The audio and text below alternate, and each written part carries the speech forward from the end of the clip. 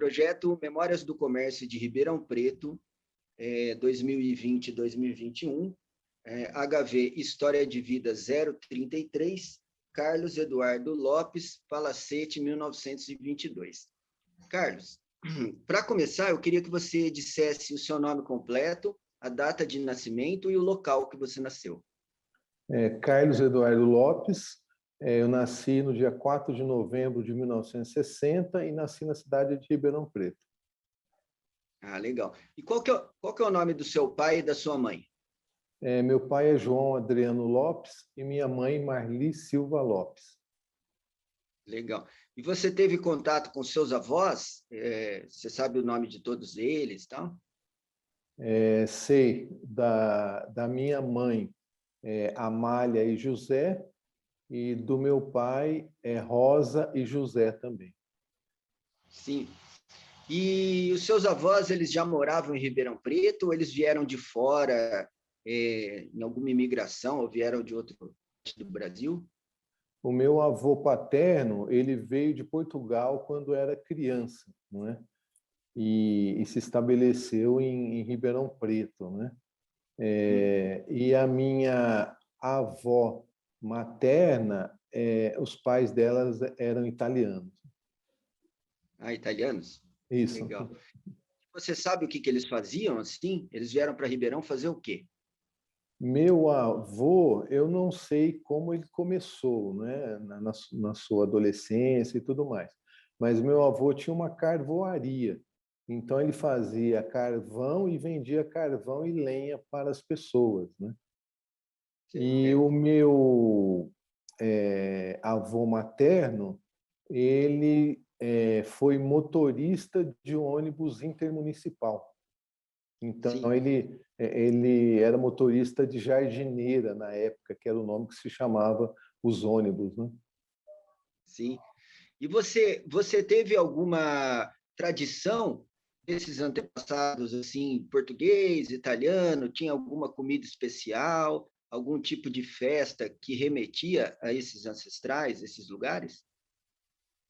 Não, né? Porque, na verdade, na época, Ribeirão Preto, a cidade era pequena, né? Quando eu era criança, e a gente ficava muito os finais de semana em sítio, né? Em chácaras, né? Então era aquela comida de sítio, né? Galinha, porco, verduras. Então essa era a tradição, né? Ah, que legal. E o seu pai e a sua mãe faziam o que profissionalmente? O meu pai, ele era militar, da Polícia Militar, ele era bombeiro, né? E minha mãe era dona de casa. Dona de casa.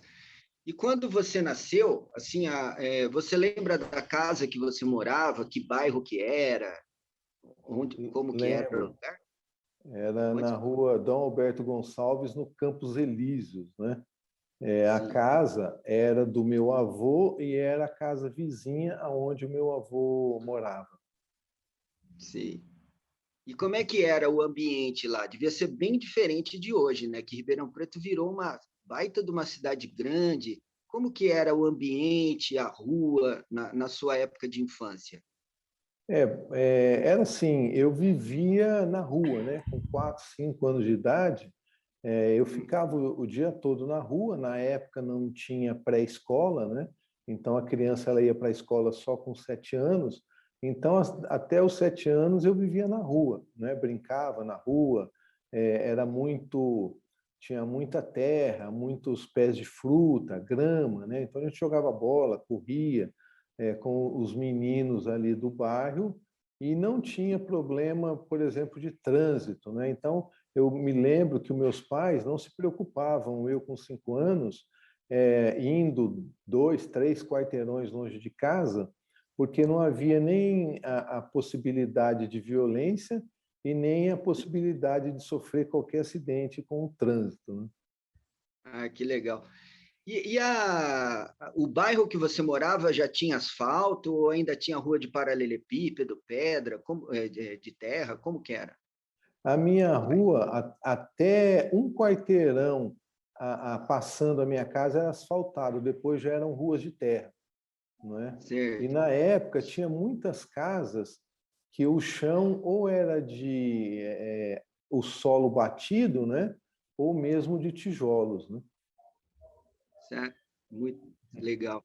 E você brincava do que nessa época? Na rua? Porque naquela época as crianças ficavam bem livres, né? E quem vivia no limiar da cidade como você, vivia uma vida muito livre, ia para o meio do mato, ia pescar, ou tinha várias brincadeiras que hoje não existem mais. Você lembra do que você brincava, dos seus amigos? Olha, a maior parte do tempo era futebol, né? Porque a gente fazia campinhos, né?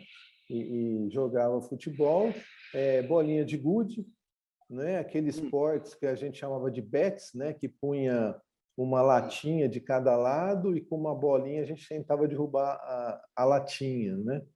Então, esses eram os principais. E aí também tudo isso, né? Da gente explorar os lugares, ir atrás de pé de fruta, subir em mangueira, goiabeira, né?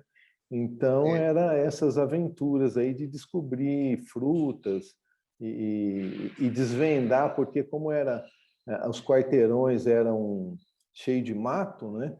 Então, a brincadeira era fazer essas aventuras. Pegava um cabo de vassoura, pensava que era um cavalo, né? E a gente ia no meio do mato desbravando, né? legal, muito bom. E aí, o seu dia a dia, como que ele era? Assim, você acordava cedo, ia para a escola, ou acordava cedo, brincava, depois ia para a escola? Como que era? Na época, no primário, né, que foi da primeira série até a quarta série, eu estudei no SESI, né, que era na rua São Paulo, e devia ter uns 10 quarteirões da minha casa, né? Então, de manhã eu brincava, aí ia para casa, tomava banho, almoçava e ia para a escola, né? Então, ficava à tarde na escola. E aí saía da escola às 5 horas da tarde, chegava em casa, trocava de roupa e ia para a rua novamente até escurecer, né?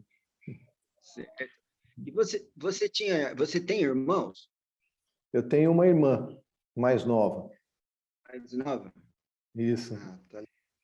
E na escola, você estudou no SESI, né? Na primeira fase.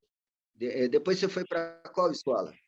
Eu fui para a Escola José Martimiano de Souza, que era conhecida como industrial, né? Que tem em Ribeirão Preto até hoje, na Rua Tamandaré, uma escola técnica estadual. Então, de manhã, eu tinha o currículo normal do ginásio e, à tarde, eu tinha aulas de marcenaria, né? Então, eu fiquei, durante 2 anos, fazendo marcenaria à tarde.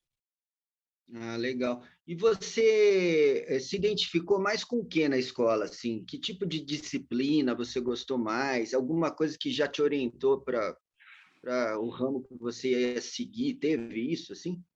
Na verdade, eu tinha muita facilidade com as matérias exatas, né? Matemática, física, né? E gostava muito também de desenhar. Então, em casa, eu lia muito gibi na época, né? Na época do primário, em parte do ensino fundamental, do ensino do ginásio, eu lia muito gibi. Então, eu ficava desenhando muitos personagens dos gibis, né?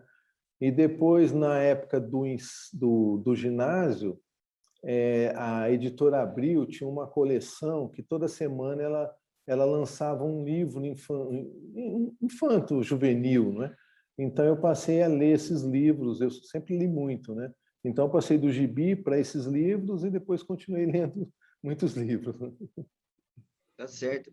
E aí, naquela época, era muito comum as crianças e os jovens terem um trabalho dentro de casa, ou senão o pai já colocava para trabalhar. Como que você vivia nesse meio? Assim, você já começou a trabalhar em casa ou arrumou um emprego enquanto estudava, ou só depois?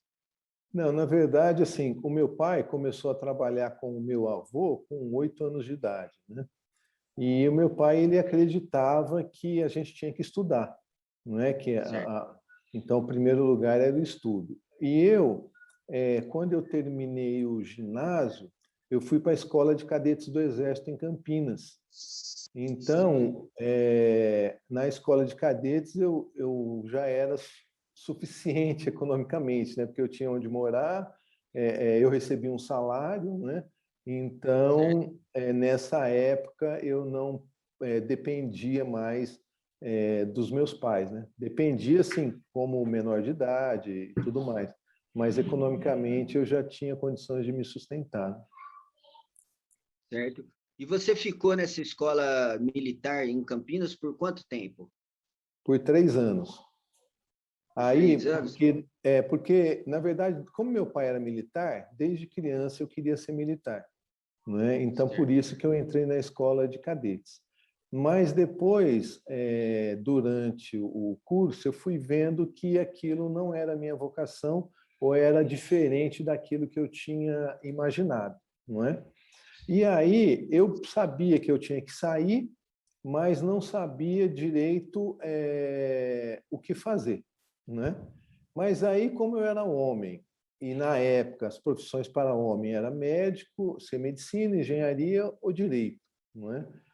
E na época, o que foi aí no início da década de 80, né?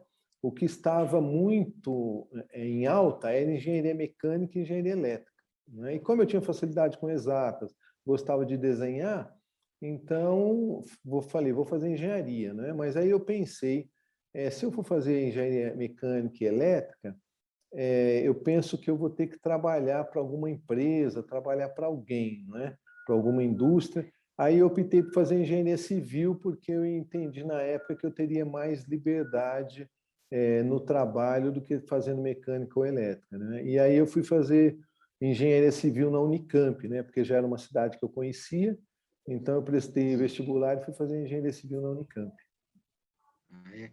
E lá em Campinas, você gostou de lá? Pensou em ficar lá para sempre? Ou você ficou mesmo só para fazer a faculdade? Na verdade, assim, Campinas foi uma diferença muito grande de Ribeirão Preto, né? Porque Ribeirão Preto é uma cidade muito quente, não é?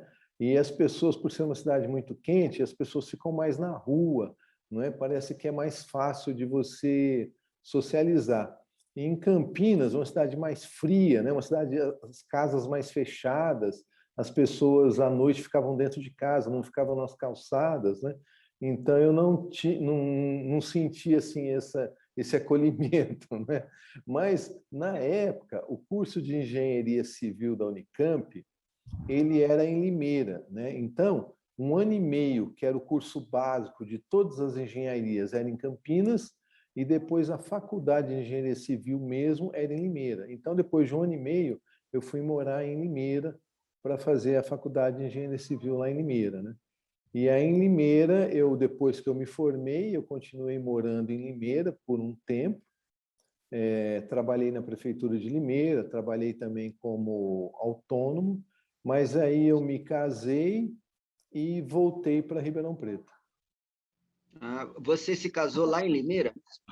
Não, eu me casei em Ribeirão Preto, né? Mas quando eu me casei em Ribeirão Preto, eu morava ainda em Limeira. Ah, sim. E como você conheceu sua esposa? A gente sempre pergunta isso.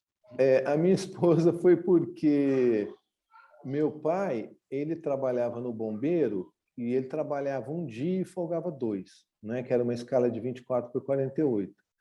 E na época, ele tinha caminhão e vendia areia. Então Sim. eu era o cobrador dele, né? Então eu saía para fazer as cobranças. E tinha um cliente que sempre comprava areia, e tinha uma moça, né, nesse lugar, e aí eu conheci ela por conta disso, né, de fazer as cobranças. Ah, certo.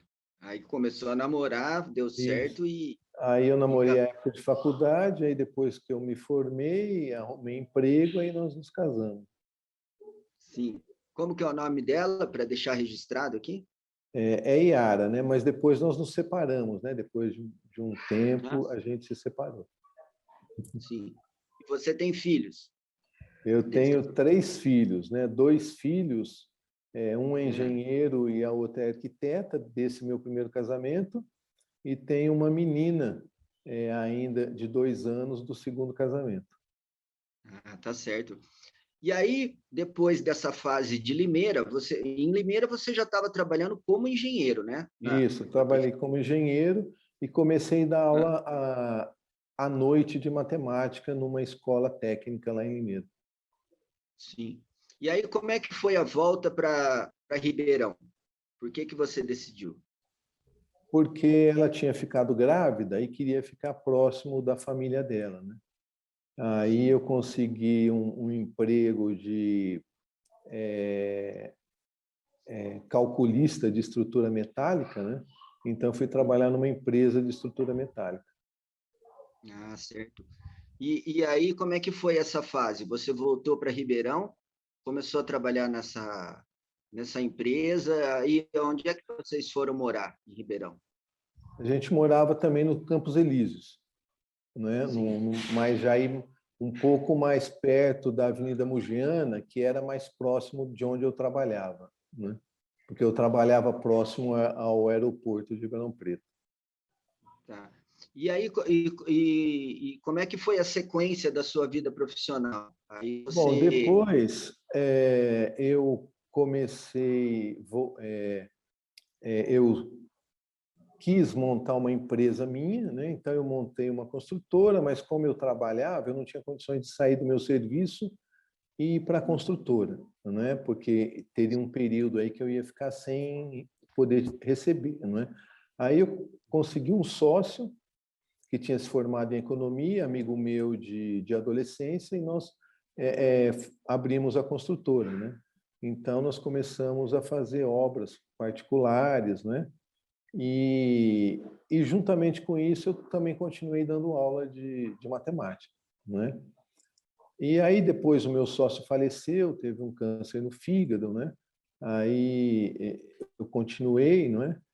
E teve muitos percalços, porque, na verdade, eu era engenheiro civil e quem cuidava de toda a administração e entendia de administração era ele, né? Então, e na época também, foi a época dos diversos planos econômicos, porque a cada ano tinha um plano diferente, né?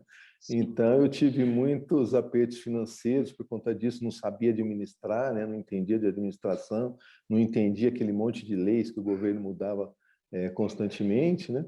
Mas sempre continuei dando aula e fui gostando muito de dar aula, né? Eu me sentia muito bem, me sinto muito bem dando aula, né?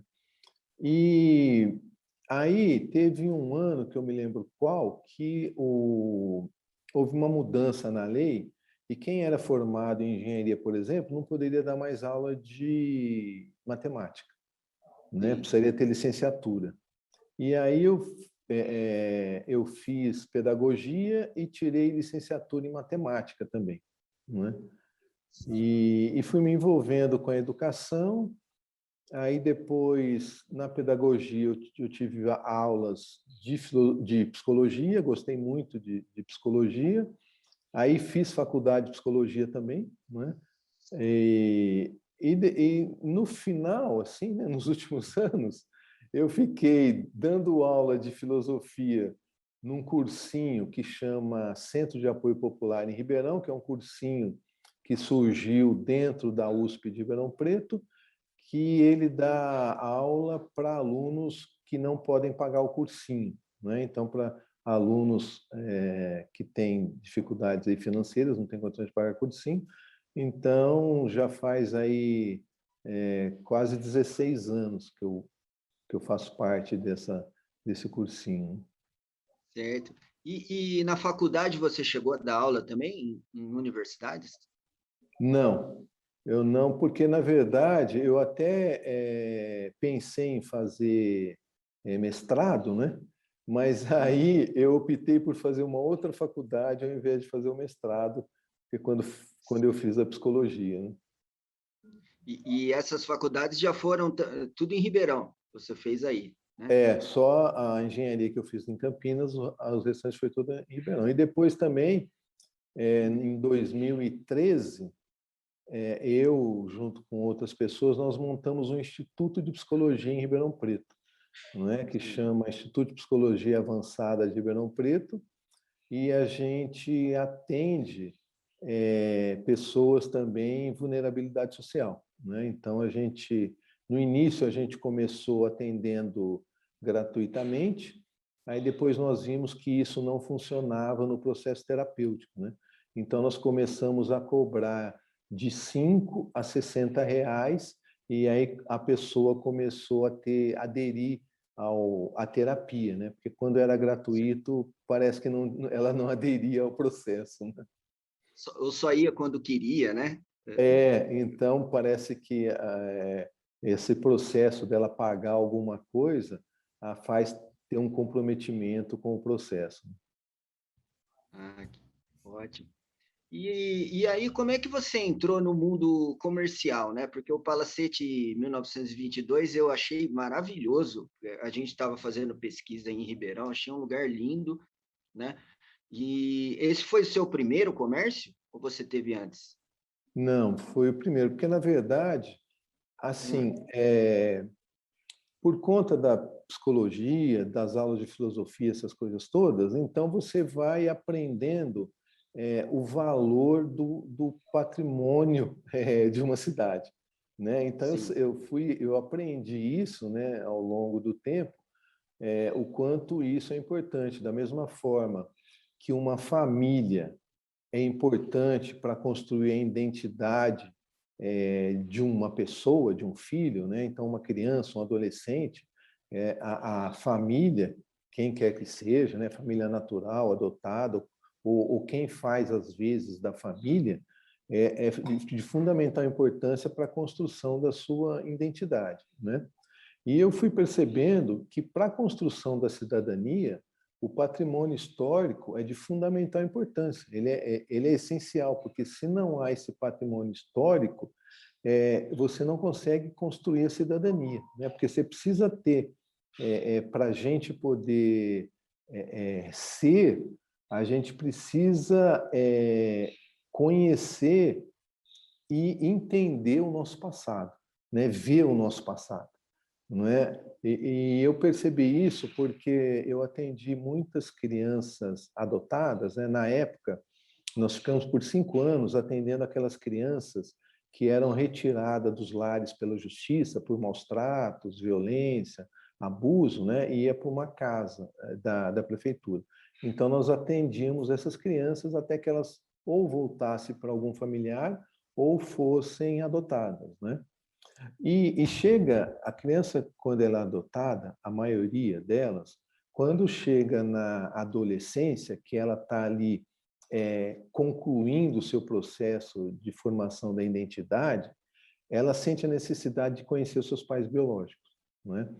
E aí começa a ter um conflito com os pais adotivos, porque os pais adotivos têm o medo de que ela vai de encontro aos pais biológicos e vai deixar os pais adotivos, né? Então a gente atendia os pais, atendia os filhos, mas na verdade o que o adolescente precisa, não é colocar um rosto nos seus pais, não é? Porque ele tem só uma fantasia dos seus pais biológicos que ele nunca conheceu.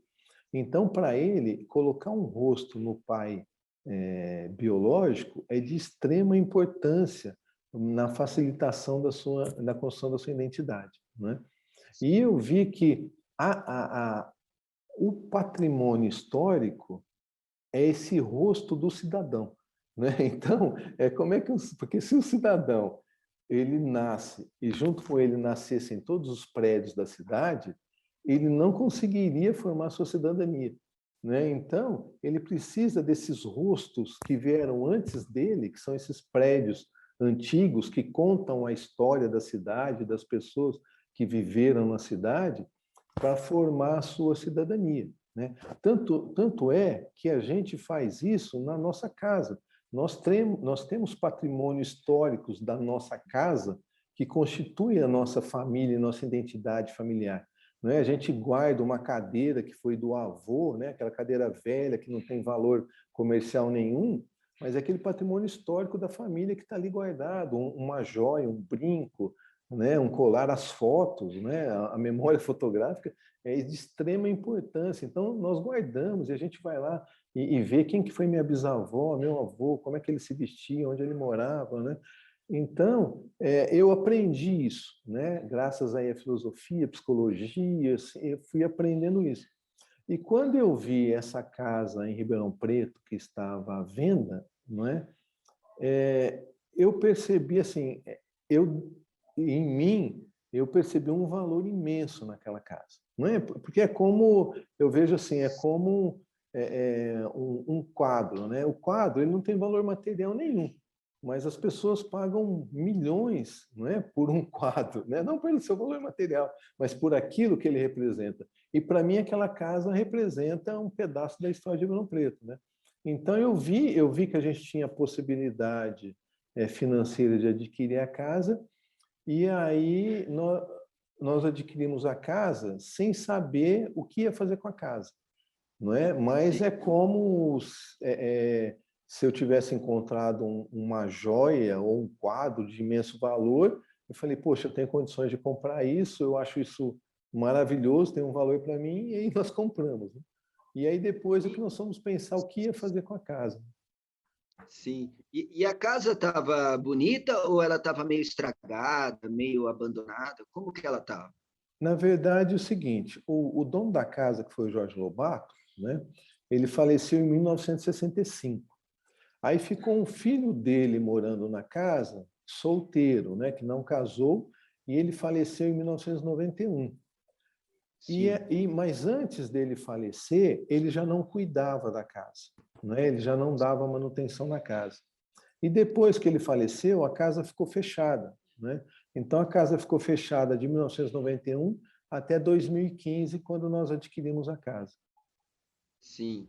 Aí então você teve essa possibilidade de comprar, mas você já vislumbrou que você ia ter que gastar um dinheiro para reformar, né? Para restaurar, né? A casa. Isso, a gente sabia porque a casa, por ser patrimônio tombado, né? Isso que eu acho que é ruim, acho que é no país todo, né? Todo Sim, patrimônio tombado ele desvaloriza, né? Tem um valor de mercado menor do que um imóvel não tombado, né? Por exemplo, esse imóvel que nós compramos, que ele está numa área de 2.000 metros quadrados no centro de Ribeirão Preto, eu acredito que ele tem o valor aí de um quarto do valor do que se ele não fosse tombado, não é? sim, Que as pessoas pudessem demolir a casa e fazer um prédio, né? Então, nós compramos a casa e sabíamos o que teria um gasto, né, para restaurar. E aí nós fomos procurar através de uma faculdade de arquitetura de Ribeirão Preto, não é? Eu fui me informar quem é que entendia de restauro e eles me indicaram um arquiteto da Unicamp, o Marcos Tonhon. Aí nós o contratamos e ele que nos orientou e fez toda a supervisão do restauro, né? Também nós fizemos um convênio com a Faculdade de Arquitetura de Ribeirão Preto, na qual eles fizeram todo o levantamento histórico da casa, monitoraram todo o trabalho de restauro e durante as etapas de restauro, eles foram fazendo visitas monitoradas. Então, aos sábados, eles colocavam na internet, as pessoas reservavam o horário que iria fazer a visita e de hora em hora as pessoas iam chegando e ia tendo essa visita monitorada pela casa, né? Nós chegamos a ter mais de 1.200 pessoas num sábado visitando a casa. para ouvir a história da família, né? Isso, isso. Que legal. Porque a casa, ela está no imaginário das pessoas de Ribeirão Preto, não é? Porque como ela está ali central, então todas as pessoas sabem da casa. A casa ela tinha um mau cheiro terrível, porque tinha muitos pombos. Então os pombos defecavam pela calçada e você não podia nem passar pela calçada, né? Então todo mundo tem essa memória da casa, do mistério da casa, como é que era dentro da casa, né? E aí o imaginário vai longe, né? Então a gente recebe visitas de muita gente que vai lá e fala: Nossa, eu sempre sonhei em entrar nessa casa, eu sempre sonhei em conhecer essa casa, né? Então, ela está mesmo, por exemplo, tem tese de TCC, de formando em arquitetura sobre a casa, né? Sim, Então, tem vários trabalhos feitos por conta da casa. certo. E Carlos, no centro de Ribeirão, eu percebi, eu já tinha ido para Ribeirão, mas sem o olhar histórico, né? E aí, quando começamos a fazer esse trabalho, eu fui com o olhar histórico, e eu percebi que tem muitos patrimônio ainda para ser preservado, para ser restaurado, né? Daquela parte ali da Praça 15 em direção à rodoviária, tem vários prédios antigos, inclusive em volta da Praça 15 ali ainda tem casarões. Quando você, antes de você se interessar por esse assunto, quando você passou a vida em Ribeirão, você tinha noção desse tesouro, né? Que realmente, como você falou, que dá uma identidade para a cidade, você tinha noção? Existia alguma coisa educacional na cidade que fazia as pessoas olharem para isso? Não, não havia nada, né? E não há nada, né? Porque eu percebi, porque depois que eu comprei a casa, aí você começa a ter um outro olhar sobre a cidade, sobre as pessoas, né? E aí eu percebi que Ribeirão Preto é uma cidade muito pobre em cultura, não é? Então, nós não temos nada praticamente. E as festas, as poucas festas populares que nós tínhamos, por exemplo, elas acabaram por falta de recursos, não é? Sim, E lá, por exemplo, teve um caso em Ribeirão Preto que o proprietário da casa ficou sabendo que a casa dele ia ser tombada, ia ser publicado no Diário Oficial, e na noite ele contratou uns tratores, foram lá e demoliram a casa antes que ela fosse tombada, né? Então, lá, na verdade, tem um ranço dos proprietários com o poder público quando há o tombamento, né? Então, as casas preservadas lá, nós temos a biblioteca, né, que é da Fundação Sinhá Junqueira, temos a ali aquele Junqueira. o quarteirão paulista, né, o Teatro Pedro II, o Palace, que é da prefeitura, o prédio do Pinguim, né? Temos a Sim, Casa da Memória Italiana também, que é de uma linda. família, né, a família Biagi, né? Mas são poucas coisas. Por exemplo, o que acontece muito, sábado e domingo, as pessoas nos ligam, porque elas procuram no Google, né, e ligam para a gente achando que lá é um museu, não é? Então elas vêm lá Palacete e tal, pensam que é um museu e ligam, queria saber se está aberto para visitação, tal, né? E eu falo, ó, você pode vir visitar, mas na hora que o restaurante está aberto, né? Porque nós não temos ainda condição de fazer esse trabalho, de deixar pessoas lá para fazer esse trabalho de visitação, né? Sim. Aí a pessoa fala assim, mas onde eu posso ir então? E eu não tenho nenhum lugar para indicar em Ribeirão Preto. Domingo de manhã, eu não tenho nenhum lugar para indicar em Ribeirão Preto onde a pessoa possa fazer um passeio cultural, por exemplo. Sim. Mas você, com a mentalidade que você adquiriu através da psicologia, com a história que você falou da identidade da cidade, dar uma cara para a cidade, toda aquela parte ali para baixo que tem, está deteriorado, o Hotel Brasil, aquela parte lá embaixo, aquilo, na sua opinião, não pode restaurado gerar lucro para alguém? Sim, mas é aquilo que eu disse para você com relação ao valor, né? Então, eu fui aprendendo o valor do patrimônio histórico. Então, eu vejo assim que as pessoas que fizeram riqueza em Ribeirão Preto, elas não se desenvolveram culturalmente, não é? Hum, Então, para elas, aquilo é uma casa velha, não é? Então, não tem valor nenhum para elas. O que elas gostam é de prédios novos, né? Apesar de ter essa contradição, que elas vão na Europa tirar foto dos prédios antigos, né? Em Ribeirão Preto, elas gostam dos prédios novos, né? E para ela, prédio antigo é casa velha, né? Então, é claro que em Ribeirão Preto tem muita gente muito rica, né? Ribeirão Preto é uma das cidades mais ricas do estado mais rico do país, né? Então tem muita gente que teria recursos que não faria diferença nenhuma para eles, em termos do seu patrimônio, né, de restaurar um prédio desses, né? Agora, Sim. em Ribeirão Preto, ali naquela que vai da Praça 15 até a rodoviária, tudo aqueles prédios que você conheceu, ali tem 300, 400 imóveis que é de um dono só, né, que é tudo alugado, então a pessoa não tem interesse, não dá valor, né?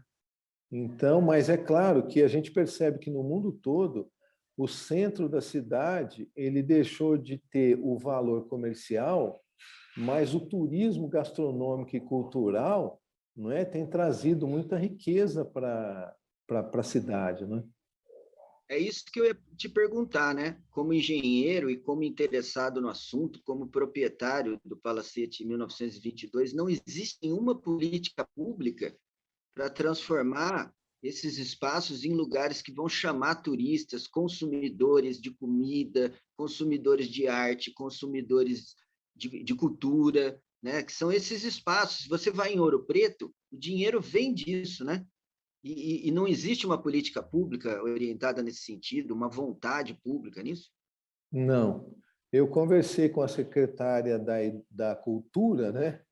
Hum, Porque assim, o ano que vem, vários desses prédios completam 100 anos, não é? sim. Então eu conversei com a secretária da Cultura de nós começarmos esse ano a fazer um projeto, né, para comemorar o centenário desses prédios e junto com isso fazer esse circuito econômico, circuito cultural e gastronômico no centro de Ribeirão Preto, né? Mas isso ainda está no início do início, né? A gente tem que chamar a associação comercial, a prefeitura, né? E outras pessoas para poder fazer esse projeto, né? Eu espero, como tem prédios que são da prefeitura também vão fazer 100 anos, que esse centenário possa ser o estímulo que falta para a gente concretizar esse objetivo. Ah, certo.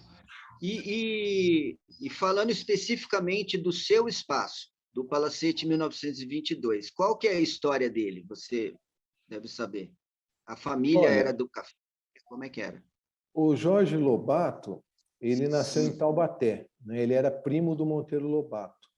E o pai do Jorge Lobato foi prefeito da cidade do Rio de Janeiro. Então, o Jorge Lobato foi para o Rio, ele fez engenharia civil no Rio de Janeiro, e ele foi para Ribeirão Preto para trabalhar na construção da estrada de ferro, não é? E aí ele casou com a Ana Junqueira, que era filha do coronel Joaquim Diniz da Cunha Junqueira, que na década de 20 era um dos homens mais poderosos do país. Não é? Ele tinha uma Sim. extensão de terra imensa, não é? Então ele tinha um poder econômico e político muito grande. Então o Jorge Lobato, junto com ele, assim, eles controlavam a cidade de Ribeirão Preto, né? O Jorge Lobato ele foi vereador, foi presidente da Câmara Municipal, ele foi dono da primeira rádio de Ribeirão Preto, a PRA7, e a sétima rádio do país, né? Porque na época só tinha rádio em Salvador, Rio e São Paulo. Por isso que é PRE7, porque é a sétima do país, para Sim. demonstrar assim a potência econômica que era Ribeirão Preto na época, né? E ele foi fazendeiro, agricultor, exportava café, teve casa bancária, ele tinha uma fazenda em Sertãozinho, ele engarrafava água mineral, não é? Que chama água mineral Palmital, todo mundo que tem mais de 50 anos em Ribeirão Preto conhece essa marca, né? Então ele foi uma pessoa muito atuante na cidade, não é? Ele deu aula na escola Otoniel Mota, né? Que é uma escola que nessa época era a referência da cidade, né? E então e ele depois de casado, aí ele já estava com os 3 filhos, crianças, na idade aí de 2, 3 anos, ele constrói essa casa, né? E ele contrata o maior escritório de arquitetura da época, não é? Que era o escritório do Adhemar de Moraes, que era em São Paulo, que fez as principais obras do país na época, né? Então, ele projetou o Palacete Jorge Lobato, é o mesmo, o projeto é bem parecido da Casa das Rosas, na Avenida Paulista, em São Paulo, que é o mesmo, né? Ele fez o Teatro Municipal, a Catedral de Campinas, então ele fez assim uma quantidade imensa de obras na época.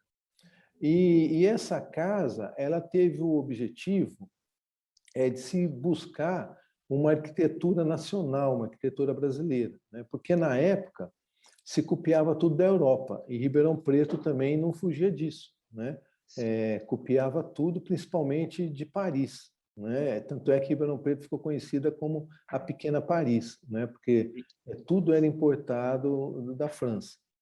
Era eclético, né, que chamava. O Isso. estilo isso, né?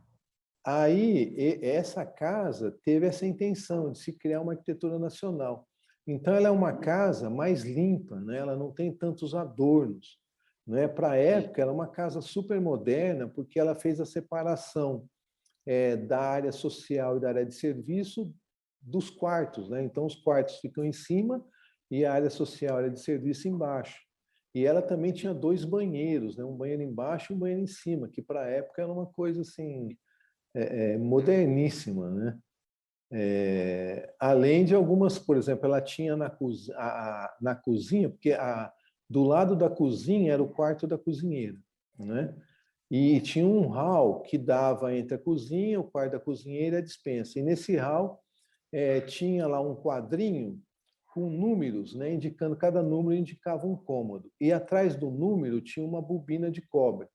Então, a pessoa, onde ela estava, ela apertava um botão, essa bobina de cobre esquentava e iluminava o número. Então, o funcionário sabia em qual cômodo ele estava sendo chamado. Né?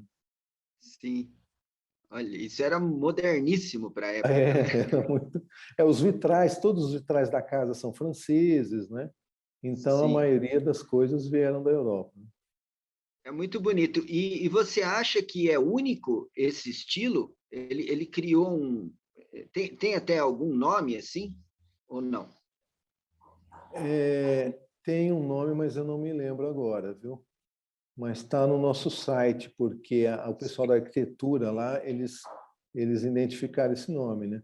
A Casa das Mas tem Rosas é do mesmo estilo, a esse Casa das estilo. Rosas da Avenida Paulista, não é? Mas em Ribeirão é única, né? É Em única, em Ribeirão, Ribeirão Preto é a única. É.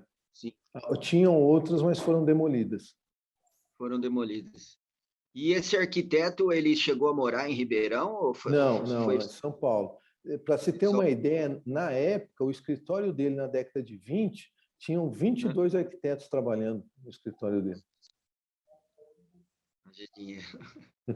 Mas, ô, Carlos, e aí como é que bom, aí vocês adquiriram a casa. E aí como é que vocês conversaram entre vocês aí? Você tem sócio ou você faz isso com a sua Não, atual quem que não, é? sou eu, a minha filha, o meu filho e a minha esposa, né? Sim. E Como que aí, chama? Desculpa, para ficar registrado, assim, nome da sua filha e da sua atual esposa. meu filho é Hector Sominami Lopes, aí eu tenho a Hum, Ingrid Sominami Lopes, que é arquiteta, e a minha menina, que é Isabela Garcia Lopes, né? E a minha esposa chama Miriam Terra Garcia Lopes. sei. O pessoal todo é meio para o lado da arquitetura ou não? Não, a minha Você esposa é psicóloga, né? psicóloga O também. meu filho é engenheiro e minha filha é arquiteta. Né? Aí nós Certo. começamos a pensar, porque assim a gente queria que a casa tivesse vida e que ela fosse autossustentável, né? Assim, a gente não queria que fosse uma casa museu, uma casa com dinheiro a fundo perdido, né? A gente queria que ela fosse viável economicamente, né? E aí nós começamos a pensar que tipo de comércio, do que poderia ter ali para o imóvel ser viável economicamente, né? Foi aí que eu, né, no meio de tantas conversas, né, surgiu a ideia do restaurante, né? Porque alguém falou que a história de um povo você pode contar por vários vértices, né? Você pode contar a história de um povo pela música, pela arquitetura, mas você também pode contar a história do povo pela sua comida, A né? comida. Então nós falamos, bom, então é isso, né? Vamos contar a história de Ribeirão Preto através da comida, né? E aí nós Sim. contratamos uma professora do SESC de gastronomia, porque o meu filho fez um curso de gastronomia no SESC, né? Na verdade, ele chegou a fazer 3 cursos de gastronomia, de barista e um outro que eu não me lembro agora, né? E aí essa professora nos ajudou, contratamos também um professor de história, um chefe de cozinha, né? E aí ficamos aí praticamente um ano elaborando esse cardápio, né? Então, o que que nós fizemos? Essa professora, ela pesquisou que tipo de alimentos se comia na década de 20 em Ribeirão Preto, ela buscou cardápios, né, da época e tudo mais. Então, nós pegamos os alimentos que se consumia na década de 20 e fizemos pratos contemporâneos, né, mas usando esses ingredientes. Então, na época, por exemplo, como não havia refrigeração, não tem nada de frutos do mar, né, nada que venha de longe.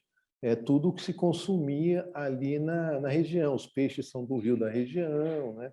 E os alimentos são alimentos ali. Então, o que nós fizemos? Nós temos a nossa própria horta no restaurante, a gente cultiva lá os nossos temperos, nós fazemos o nosso ketchup, que é feito de goiaba, nós fazemos o nosso vinagre da jabuticaba colhida dos pés das jabuticabeiras da casa, nós fazemos o licor de jabuticaba. Então, tudo aquilo que é possível fazer ali, nós fazemos, né? Fazemos a massa, molho de tomate, fazemos diversas coisas ali. Vocês inventaram essas coisas ou isso já existia na tradição culinária de Ribeirão? Como assim? Por exemplo, o vinagre de jabuticaba, por exemplo, ele já existia ou vocês inventaram? Olha, eu não sei se ele já existia, não é? Mas o nosso chefe de cozinha, ele é uma pessoa muito estudiosa, né? Então, ele que foi desenvolvendo todo esse processo, não é? Mas, com certeza, se não existia o vinagre de jabuticaba, ele deve ter pego algum outro semelhante, né? Para poder fazer, né? Sim, sim. O ketchup de goiaba, por exemplo, essas coisas nunca tinha ouvido falar, né? Mas existe alguma comida que seja típica de Ribeirão? Você acha? Olha, assim, Ribeirão Preto sofreu várias influências, né? Nós recebemos um cônsul italiano lá num domingo, e ele disse que na década de 20, em Ribeirão Preto tinham mais imigrantes italianos do que pessoas nascidas no Brasil. Então, ele falou que a vinda dos italianos para Ribeirão Preto provocou uma mudança muito grande na alimentação, né? Então, é claro que eu me lembro, por exemplo, a gente comia muita coisa feita da farinha de milho, né? Porque como não tinha a farinha de trigo, né? Então eles introduziram a farinha de milho, né? Então polenta e uma série de outras coisas da farinha de milho, né? Mas assim, eu não sei de uma tradição de uma comida de Ribeirão Preto, sabe? Isso eu não tenho conhecimento se tem uma comida tradicional. Eu sei que o que as pessoas comem é arroz, feijão, carne, né? Mas um prato que você pode caracterizar da cidade, eu não tenho conhecimento. Sei, mas vocês tiveram, pelo que você me contou, vocês tiveram essa preocupação de ser um cardápio que pudesse refletir um pouco o que era a década de 20, né? Mesmo Isso, assim. então nós pegamos os ingredientes, porque quais eram os ingredientes? Era porco, né? Frango, a carne de boi e peixes, né? Ali dos rios, né? E além, então, os nossos ingredientes, eles são esses ingredientes simples, nós não temos nenhum ingrediente importado, sofisticado, não é?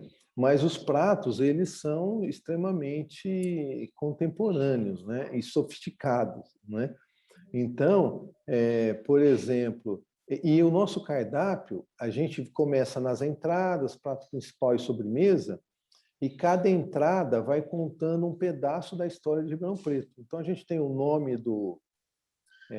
da entrada, por exemplo, Entre Rios. Né? Entre Rios, antes de ser chamado Ribeirão Preto, recebeu o nome de Entre Rios. Né? Então, aí a gente tem lá a descrição do prato e temos também por que a origem do Entre Rios, né? A parte histórica da cidade. Então, se você quer conhecer como é que Ribeirão Preto se formou até a década de 20, né? É só ler o nosso cardápio que tem a história lá com os nomes. Né? Então, por exemplo, nós temos um prato lá que a gente faz com estinco, que é a canela do porco. Né? Estinco é italiano, que significa canela. Né? Então, é a canela do porco. Nós temos uma coisa, porque assim, a dinâmica da casa, nós chegamos a entrevistar 2 pessoas que trabalharam na casa. Né? Uma senhora que hoje tem mais de 80 anos, mas ela trabalhou na casa quando ela tinha 13 anos, na época que a Ana Junqueira ainda era viva. E depois entrevistamos uma outra senhora, mais nova, que ela trabalhou na casa com o filho do Jorge Lobato, ela trabalhou até o filho falecer. Então, 2 vezes por semana, vinha da fazenda do Jorge Lobato as frutas, verduras, carnes, leites, né?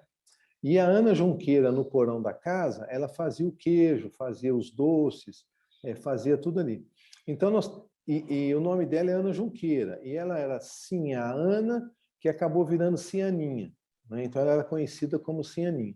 E aí nós temos uma sobremesa que chama Cianinha, que tem uma degustação de 4 doces, né? Que é doce de mamão, doce de leite, doce de abóbora, né? Que eram os doces que ela fazia no porão da casa, né?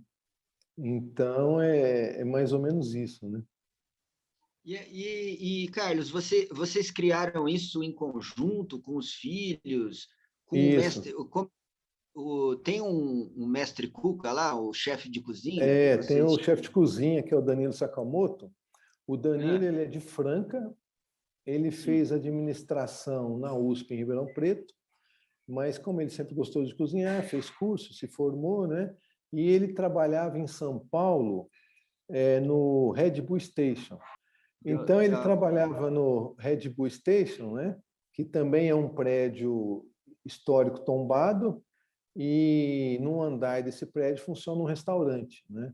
E aí, como ele tinha intenção de voltar para Ribeirão Preto, e aí ele era conhecido do meu filho, e aí deu certo dele vir para Ribeirão Preto. E nós o contratamos ele 1 ano antes de abrir o restaurante, para a gente poder fazer todo esse processo. Né? Sim. Carlos, como é que foi essa aventura, né? Você não é do ramo do comércio, né? Aí Não, você entrou no ramo do comércio, precisa de contabilidade, precisa fazer propaganda, né? Como é que vocês pensaram tudo isso, né? Como que foi a divulgação de que seria um restaurante, chamar o povo para vir? Como foi isso? na verdade, assim, desde quando nós compramos a casa e, e demos a entrada no projeto na prefeitura, e as pessoas começaram a ter conhecimento, a gente foi notícia durante sempre. Né? Pelo menos uma vez por mês a gente era notícia na TV, no rádio, nas revistas, porque como o descaso é muito grande pelo patrimônio histórico, então de repente aparece alguém querendo restaurar e não é com recurso do governo, né? Então isso virou notícia, né? E então muita gente procurou, né? Institutos, o pessoal quis participar, né? Muita gente nos ajudou. Então a gente foi notícia o tempo todo, né? E aí vamos fazer o restaurante. Nós fizemos durante o processo de restauro, houve muitas exposições artísticas, né? Que a gente cedia a casa. Então houve várias exposições artísticas. Isso sempre era notícia. Teve feira de artesanato, né? Então, a gente estava sempre na mídia. E aí o restaurante, a própria mídia divulgou. Nós nunca gastamos recurso com propaganda, porque o prédio já era notícia sempre na mídia, né? certo. E a parte de administrativa, assim, como que você pensou isso aí? É, Olha, assim, eu já tinha uma experiência da parte administrativa da construtora, não é? Em termos assim de administração, RH, né, financeiro. A professora do SESC, a Edna, nos ajudou também nessa parte da administração de um restaurante que é diferente, né? Tem as suas peculiaridades. Então, ela nos ajudou muito. Ela conviveu conosco desde o primeiro momento até depois da inauguração, não é? sim, Então, ela participou de todo o processo e ela foi nos orientando. A gente também foi buscando orientação, às vezes contratava uma assessoria, né? E a gente foi formando toda a equipe e todo o processo, né? certo. Aí abriu em 2015, né? Quando Não, que foi a nós, inauguração? 2015 nós adquirimos a casa. Aí Sim, o projeto demorou 2 anos para ser aprovado pela prefeitura, porque como isso é uma coisa inédita, nem eles não sabiam como fazer, sim, tiveram que constituir uma equipe técnica para poder analisar o projeto. Tem o COMPAC, né, que é o Conselho do Patrimônio Histórico, e eles tinham que se reunir. Então, foi um processo muito moroso, né, por falta de não ser uma coisa habitual para o sim. poder público. Né? E depois, aí nós ficamos 2 anos e meio restaurando, né, fazendo o restauro, e então nós inauguramos em novembro de 2019. Né? Ah, E então, aí nós ficamos lotados todos os dias até março de 2020, quando foi fechado por conta da pandemia. Né? pessoal. E aí abria todo dia, domingo também, De segunda? terça a domingo. De A terça a gente abria domingo. no almoço de terça a domingo e no jantar de quinta a sábado. Ah, e aí E lotou, aí foi muita gente, lotou, né? aí começou a ter procura de empresas para fazer eventos, né? Por exemplo, toda semana pessoas nos procuram para tirar foto, já teve gravação de banda de rock, pessoas que vão casar vão lá tirar foto, né? Então, escolas da região estavam levando seus alunos lá para fazer visita, né? Sim, Mas aí tudo isso foi interrompido por conta da pandemia. Né? da pandemia. Aliás, é uma pergunta que a gente faz para todos os comerciantes e todo mundo que a gente está entrevistando. Quando começou a pandemia, você pensou o quê, assim? Que você fez, né? Na Qual foi? verdade, assim, no primeiro momento, porque nós fechamos no dia 15 de março de 2020, não é? Então, o que nós fizemos? Até 30 de março, os funcionários ficaram em casa e nós pagamos normalmente. Aí depois nós conversamos com ele, porque na verdade ninguém tinha férias, porque a gente tinha acabado de abrir, né? Aí nós conversamos com eles, eles falaram, olha, não, então vamos fazer o seguinte, vamos ficar em casa 30 dias, como se fosse férias antecipada, não é? E, e vão acertar assim. Falei, bom, então tudo bem. Porque a gente se reuniu para buscar uma solução, né? Porque era uma coisa inédita, eu também não sabia o que fazer, então a gente tomou uma decisão em conjunto, né? Aí, nesse período das férias, aí teve aquela lei do governo bancando parte do salário dos funcionários, né? Então, o governo pagava 70% do salário dos funcionários e a gente completava o restante, não é? Aí depois nós reabrimos, não é? Acho que foi em outubro de 2020 a gente reabriu novamente, mas as pessoas, como o nosso público é um público adulto, não é, e um público de família, as pessoas não vão, não é, porque elas estão se precavendo. Então Sim. hoje, quando nós abrimos, o nosso movimento ele era cerca de 10% do nosso movimento anterior à pandemia, né? Mas estamos aí há vários meses no prejuízo, né? Porque ficou essa história de abre, fecha, e você, por exemplo, a gente perdeu muita mercadoria, porque você compra mercadoria e fecha, aí a gente está naquela esperança que vai abrir, você acaba até esquecendo da mercadoria, né? E quando você vai ver a mercadoria já venceu. É, e então, mas nós estamos assim, né? A gente agora a gente foi várias vezes refazendo nosso planejamento, né? Porque a gente esperava, não, daqui 4 meses vai estar tudo bem. Aí, de repente, você mudava de novo o planejamento, né? Agora a gente já está planejando para o segundo semestre poder ter, pelo menos, um movimento que não fique no prejuízo, né? Então, Sim, esse é o nosso planejamento atual, né? sim. No caso de vocês, não funciona muito, né? Fazer o delivery, essas coisas, né? Porque o que importa mais é o cardápio, a história, a casa, né? Esse conhecimento, essa experiência, né? Então, e as pessoas vão lá, elas querem ouvir, né? Elas querem conhecer, andar pela casa. Então, por exemplo, foi uma senhora lá comemorar o seu aniversário, que ela nasceu em 1922, né? Então, ela foi lá comemorar o seu aniversário lá na casa. Foi uma senhora lá que ela nasceu na casa, porque ela era da família Junqueira e morava na fazenda.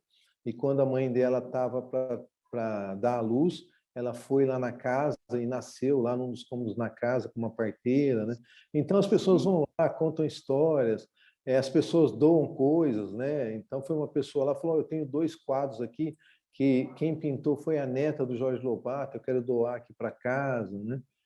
Foi uma outra artista também, uma pintora doou um quadro. Às vezes a pessoa doa objeto, né? Então eu acho que o que nós até foi esse arquiteto Marcos Tonhon, porque nós fizemos o restauro baseado num processo internacional de restauro, ou seja, envolvendo a comunidade no processo de restauro, né? Por isso que nós fizemos as visitas, as exposições de artes, porque a comunidade participou do processo. Então, muita gente entende que aquilo também faz parte dela, que ela também contribuiu. Então, elas querem ver o negócio acontecer. Por exemplo, quando nós fechamos, muita gente mandou mensagem, ligou, falou: não, fica firme, nós estamos torcendo por vocês, né? Então, foi muito legal isso. sim. E logo mais, eu acredito que pelas vacinas, né? Que para os mais velhos já chegaram, né? Você já vai poder ter um público de gente mais velha, né? Acompanhando a vacina, talvez. Vocês já estão programando isso?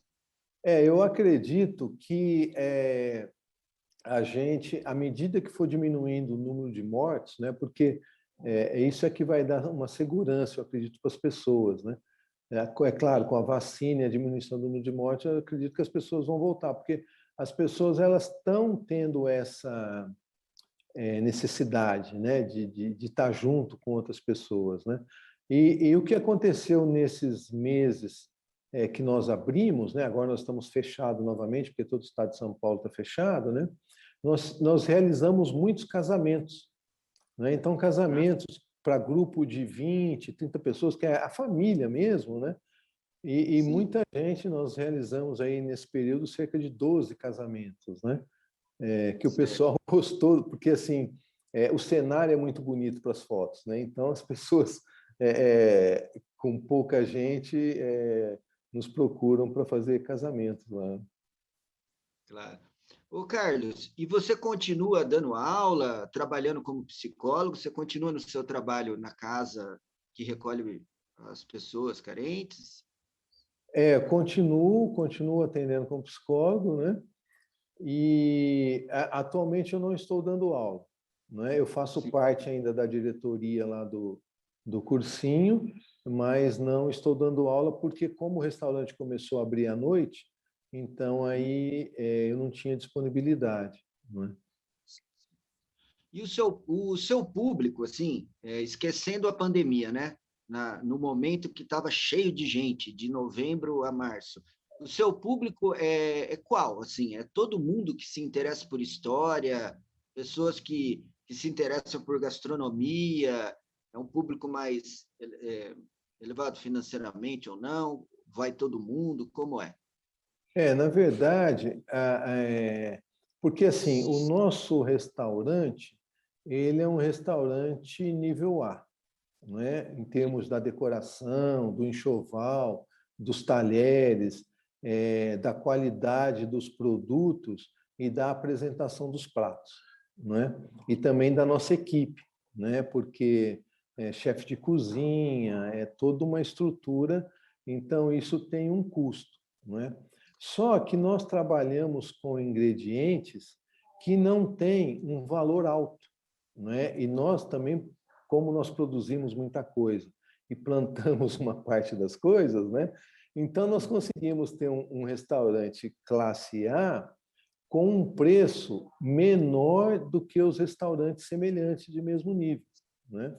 Então a gente consegue ter um público de C a A, né? Sim. E só que esse público é um público mais amadurecido, né? Ou amadurecido pela idade, ou amadurecido pela vida, porque a gente recebe jovens lá, mas você percebe que são jovens com outra cabeça, né? Jovens aí que são mais maduros, que têm preocupação com a cultura, com a história, né? Então, por exemplo, lá, porque Ribeirão Preto é a cidade dos botecos, né? Aqueles botecos onde as pessoas ficam na calçada, acho que por conta do calor, né? Então todo mundo quer ficar tomando cerveja e chopp na calçada, tal. Então ele não é esse tipo de público, não é? É um público mais maduro, um público de 40 anos para cima, né? Os jovens são a minoria. E o que que a gente tem? No almoço de semana, de terça a sexta, iam executivos ou pessoas que trabalham ali no centro ou de outras áreas, né, almoçar ali, professores, né, muitos professores, né, porque tem a ver com a cultura, né, funcionários públicos, né, e à noite eram famílias e grupos de amigos, né? E o domingo era família, né? Aquele grupo de família, avós, pais, crianças, né? Então, mais ou menos essa era a dinâmica. Né? Sim. E, Agora, Carlos, e você... Isso. Desculpa. não, eu só queria, nós estamos com dois projetos, né? Nós construímos um prédio no fundo da casa, aonde a gente vai fazer uma casa de café, não é? Porque é para contar a história do café de Ribeirão. Né? Então, Sim. isso a gente vai esperar normalizar tudo, o movimento voltar para depois inaugurar essa casa, né? E junto com isso, a gente fez um projeto também que é no porão da casa, que a gente, quem nos orientou sobre isso foi uma professora de turismo lá de Brasília, a respeito da que eles chamam de experiência, né? Então, com o horário marcado, a pessoa vem, a gente vai contar sobre a história da casa, vamos passar algum filme, e aí ela vai aprender a fazer o licor de jabuticaba, né? A gente vai ensiná-la a fazer, ela vai fazer, vai levar para casa lá para concluir o processo, e aí a gente vai contar a história do café, os vários tipos de grãos, os sabores, né? Os processos de preparo, fazer uma degustação, e o almoço. Então, porque que a gente pensou? Como tem essa carência em Ribeirão Preto, por exemplo, uma família que tem filhos aí na idade escolar e ele quer fazer um passeio cultural com os filhos, eles não têm aonde ir. Né? Então, a gente quer fazer esse passeio cultural da família, né? Que possa lá um grupo de 4, 6 pessoas e fazer esse processo lá no porão da casa. Né? Entendi. E, Carlos, agora na retomada, você...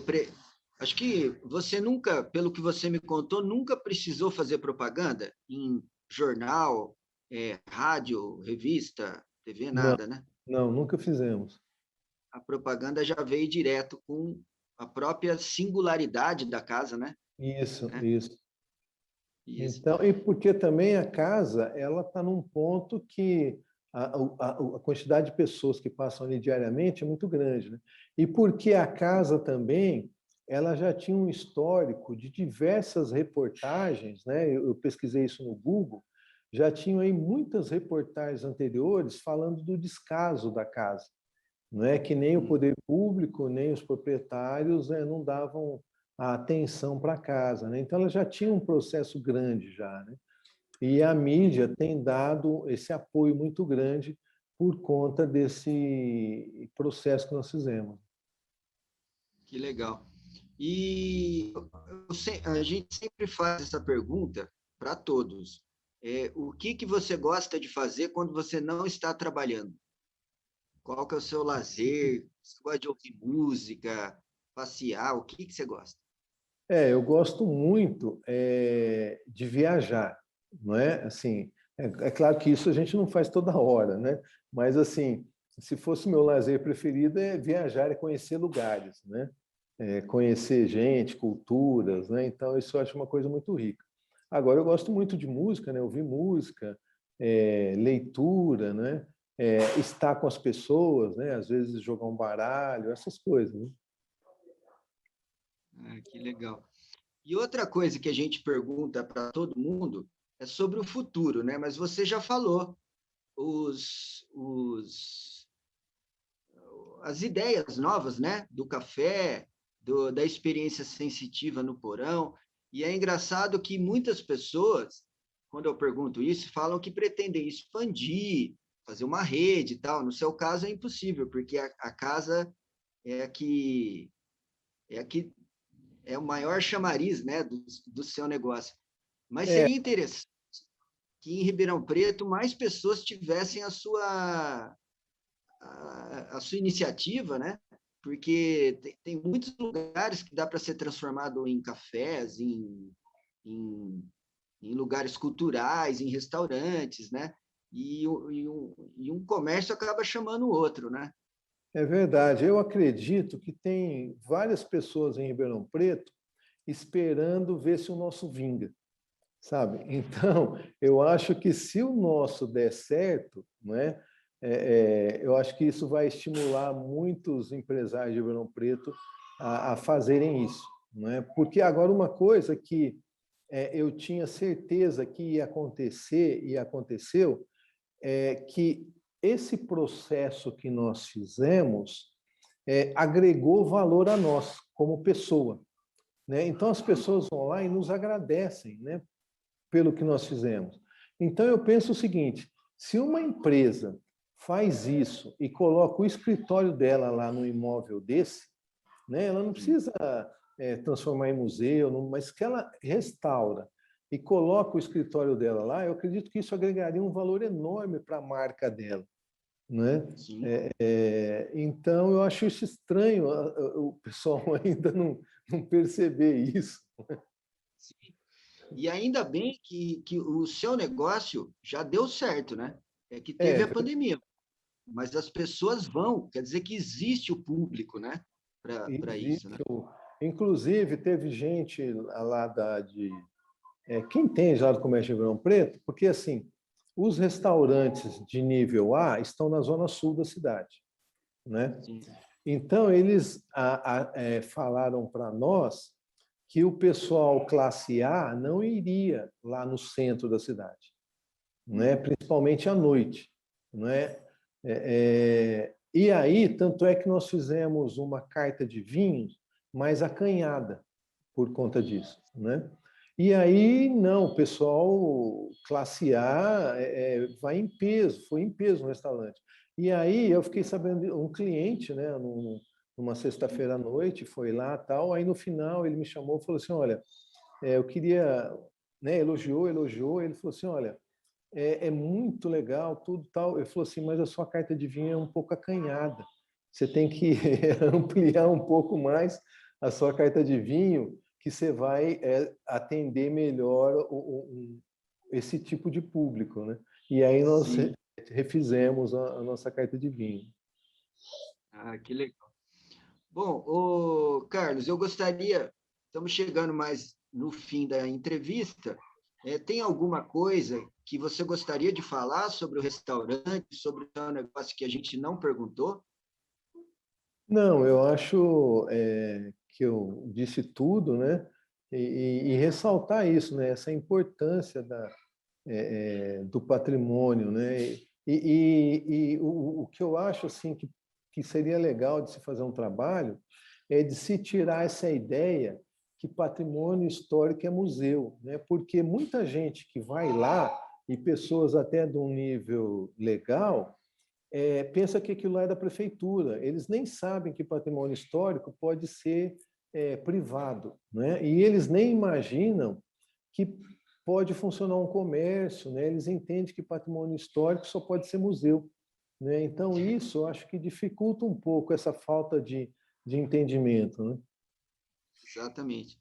Eu te agradeço muito pela entrevista, te parabenizo pela iniciativa. Eu achei linda a casa, eu achei lindo o centro de Ribeirão Preto, mesmo a parte que está degradada, eu já achei bonito, né?